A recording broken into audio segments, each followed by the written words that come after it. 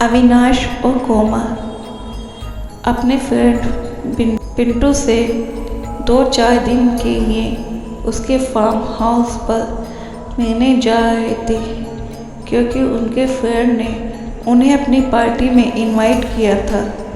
ये कहानी इसी रास्ते में होने वाली उनके साथ घटना पर आधारित है। रात के समय कार धक्के खाते हुए रुक गई और अविनाश उसमें से नीचे उतरा और घड़ी देखी। उस वक्त रात के ठीक 9 बज रहे थे। फिर उसने कार का बोनट खोला और उसे ठीक करने की कोशिश करने लगा। गाड़ी स्टार्ट नहीं हो रही थी। अविनाश ने मोबाइल से मदद मंगवानी चाहिए, पर उसमें नेटवर्क का नामो निशान नहीं था। फिर उसने गाड़ी की पिछली सीट पर सोई हुई अपनी पत्नी कोमल को आवाज़ दी।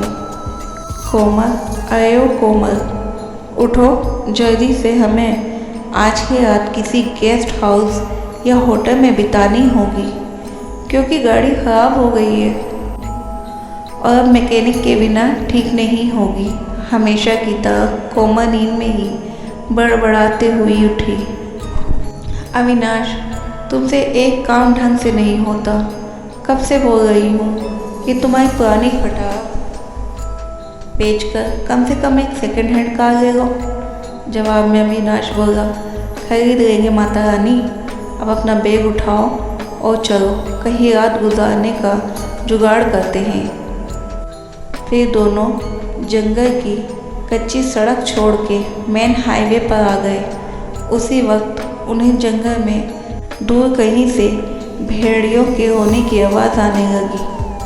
वो भेड़ियों की आवाज़ें उस काली रात को और भी डरावना बना रही थी। दोनों लगभग आधा घंटा चलते रहे, पर उन्हें ना कोई लिफ्ट मिली और ना कोई होटल। कोमल बोली, अविनाश, तुम्हारे बेवकूफ़ दोस्त मिंटू ने ये कौन से वीराने में फार्म हाउस खरीद रखा है।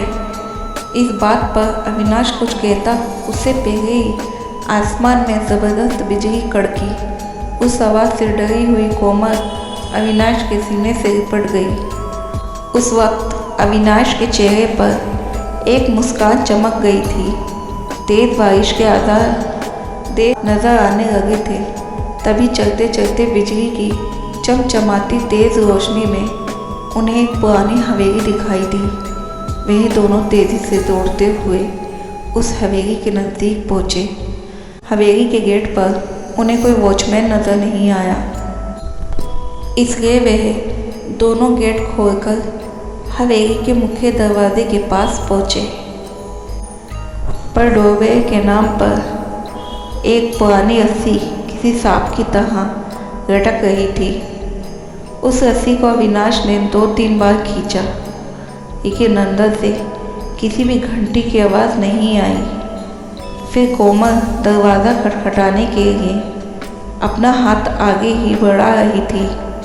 उससे पहले ही अंदर से एक भारी आवाज़ आई, अंदर आ जाओ, दरवाज़ा खुला है। उन दोनों को ये बात अजीब लगी, क्योंकि अंदर से किसी भी घंटी की आवाज़ नहीं आई थी और ना ही उन दोनों ने कोई आवाज़ की थी। फिर वे दोनों दरवाज़ा खोलकर अंदर गए। दरवाजे के ठीक सामने झूले पर बैठा एक आदमी शाही अंदाज में सिगार पी रहा था। उन्हें देखते ही अविनाश बोला, सर, हम यहाँ से कुछ ही किलोमीटर दूर हमारे दोस्त का फार्म हाउस देखने जा रहे थे, पर बीच रास्ते में हमारी कार खराब हो गई और मदद बुलाने के मोबाइल में नेटवर्क भी नहीं है। क्या हम आपके फ़ोन से एक कॉल कर सकते हैं? झूले पर बैठे उस आदमी के चेहरे पर कोई भाव नहीं था। उसने कहा, ज़रूर कीजिए, टेलीफोन ऊपर के आखिरी कमरे में है। अविनाश ने उन्हें पहले परिचय देना उचित समझा। उसने कहा, मेरा नाम अविनाश है और ये मेरी पत्नी कोमल। जवाब में वह आदमी बोला, मेरा नाम उदय ठाकुर है, मैं इस हवेली का मालिक हूँ। अविनाश और कोमल हवेली की शान देख ही रहे थे कि उनकी नज़र उदय ठाकुर के पीछे वाली दीवार के सबसे बड़ी फ़ोटो फ्रेम पर पड़ी, जो खाली थी और पूरे घर में तस्वीरें ही तस्वीरें थी। उन सब में एक बात समान थी कि किसी भी तस्वीर में कोई भी हंस नहीं रहा था। सभी तस्वीरें बिल्कुल भी भावनाहीन थी। फिर अविनाश और कोमल दोनों ऊपरी मंजिल पर गए और आखिरी कमरे में जाकर रेड लाइन से अपने दोस्त मिंटू को कॉल करने लगे। बहुत बार कोशिश करने पर भी फ़ोन नहीं लग रहा था। तभी कोमल की नज़र उस दीवार पर पड़ी। वहाँ और एक फ़ोटो फ्रेम टंगी थी। उसमें भी कोई तस्वीर नहीं थी, सिर्फ खाली फ्रेम। उन्हें ये बात थोड़ी अजीब लगी। फिर दोनों नीचे गए और उदय ठाकुर से बोले, आपके हेडलाइन से फ़ोन नहीं लग रहा है। उदय ठाकुर बोले कि यहाँ की फ़ोन लाइन में हमेशा गड़बड़ी रहती है, दोबारा से प्रयास करें, या फिर चाहे तो आज की रात आप दोनों यहीं रुक जाइए। ये बात सुनकर अविनाश राजी हो गया, पर कोमल वहाँ रुकना नहीं चाहती थी क्योंकि उसे कुछ भी वहाँ अच्छा नहीं लग रहा था। इतनी बड़ी हवेली में कोई भी एक नौकर नहीं था और उदय ठाकुर सिर्फ अकेला था।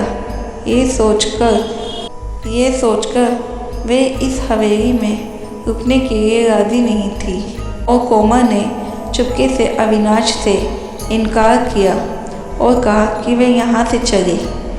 इस पर उदय ठाकुर ने कहा कि ये जंगली इलाका है, यहाँ पर बहुत खतरनाक जानवर हैं। रात में यहाँ पर तो लुटेरों का भी खतरा बढ़ जाता है। फिर भी अगर वे जाना चाहते हैं तो चले जाएं। अविनाश ने कोमल को समझाया और वे दोनों रुकने के लिए तैयार हो गए। कोमल और अविनाश कमरे में जाकर फिर कॉल लगाने की कोशिश करने लगे, पर सब बेकार। आखिर में दोनों ने रात को वहीं रुकने का निर्णय लिया। बेड पर लेटते ही दोनों की आँख लग गई। रात के ठीक 1:30 बजे अविनाश की नींद अचानक से खुल गई और वह एक बार फिर से अपने दोस्त को फ़ोन लगाने लगा, लेकिन उस वक्त फ़ोन पूरी तरह डेड था। हाथ से फ़ोन नीचे रखते हुए अविनाश की नज़र दीवार पर गई और सामने का नज़ारा देखकर उसके चेहरे पर से हवाइयाँ उड़ गई, क्योंकि कुछ घंटों पहले देखी हुई खाली फ्रेम में अब उन दोनों की तस्वीर थी और उसके नीचे लिखी थी उनकी मौत की तारीख। उसने कोमल को उठाया और उससे तस्वीर दिखाई। वह बोली, यहाँ कुछ तो गड़बड़ है अविनाश, हमें अभी के अभी यहाँ से बाहर निकलना होगा। फिर दोनों ने वहाँ से सरपट दौड़ लगाई। सीढ़ियों से वे दोनों तेज़ी से नीचे उतरने लगे, पर उतरते वक्त सीढ़ियों पर उन्हें 4 पैरों की जगह 6 पैरों की आवाज़ आ रही थी। अब वह दोनों काफ़ी डर चुके थे। कुछ भी करके उन्हें बस दरवाज़ा खोल के बाहर भागना था। पर दरवाजे के पास पहुंचने के बाद जब दोनों ने उसे खोलने की कोशिश की तो उनकी कोशिश नाकाम रही, क्योंकि दरवाज़ा किसी ने बाहर से बंद कर दिया था और अब वह दोनों उस भूतता हवेली में कैद हो चुके थे। अविनाश और कोमल दरवाज़ा पीट रहे थे, मदद के लिए चिल्ला रहे थे। उसी वक्त बदकिस्मती से बिजली चली गई और मौत ने अंधेरे की चादर से सब कुछ ढक लिया और चारों तरफ शमशान जैसा सन्नाटा फैल गया।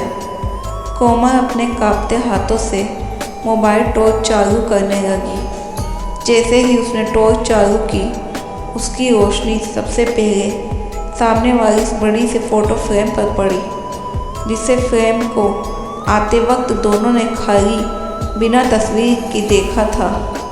उस खाली फ़ोटो फ्रेम में अब झूले पर बैठे उदय ठाकुर की तस्वीर शैतानी मुस्कान दे रही थी और अगले ही पल उदय ठाकुर तस्वीर से धीरे धीरे गायब होने लगा और उसके नीचे रखा हुआ झूला बिना हवा के झूलने लगा।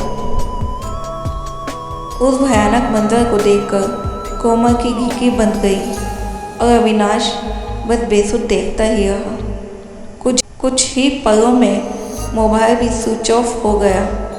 अब तक उजाले में कोमल और अविनाश को वहाँ पर एक दूसरे की सांसों की ही आवाज़ आ रही थी, पर अब अंधेरे में उन्हें और कई सारे लोगों की सांसों की आवाज़ सुनाई देने लगी। एक एक करके सभी आवाज़ें नज़दीक आ रही थी और कुछ ही पलों में दर्द भरी चीख के साथ उन दोनों की तस्वीर भी बाकी तस्वीरों के साथ हवेली की दीवार पर टंग गई और उदय ठाकुर झूले पर बैठ के सिगार पीते हुए किसी और मेहमान का इंतज़ार करने लगे।